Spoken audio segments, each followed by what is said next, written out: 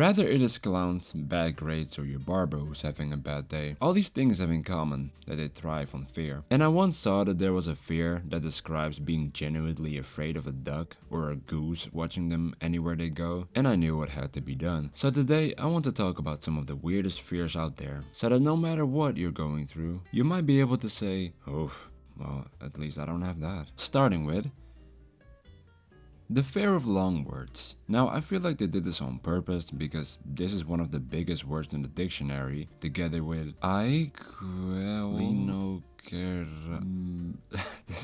Nah, bro.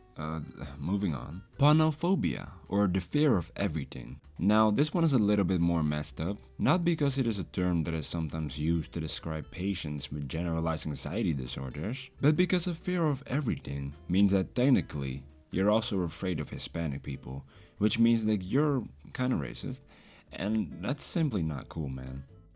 The fear of peanut butter sticking to the roof of someone's mouth. People fear this mostly because it brings a feeling of choking, and this fear is often caused by serious childhood trauma, or allergies, or you just don't like the taste of peanut butter. But honestly, I cannot really talk on this one. I myself might be a little allergic, and if it were to ever stick to the roof of my mouth, I would probably die. Plutophobia, or the fear of money. Now, at first I thought, well, understandable, nobody wants to be broke. But as I read further, I realized that it is a fear of making too much money.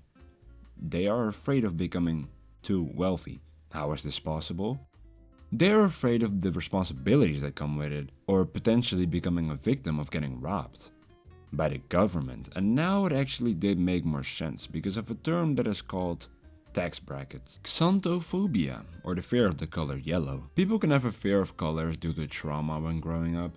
Maybe you were in a blue room when something fell on your head, or maybe you were in a black bus, and now people who have this fear tend to avoid yellow things like cheese, little ducklings, McDonald's signs, electric types. Then we have neurophobia. The fear of numbers is when, well, you're afraid of numbers. But not in a way where someone is afraid of seeing 21 under their bed, but instead when being in math class and have to deal with all kinds of difficult questions involving numbers. And you know what? This one might be the most understandable. And in conclusion, if you are afraid to take one step that could potentially change your life forever, please remember that doing something while being scared is called courageous, and that fear is a normal thing. Courage is the resistance of fear, mastery of fear, and not the absence of fear. And also, the beautiful thing about fear is that when you run towards it, it runs away. And with that, thank you for watching. Take care.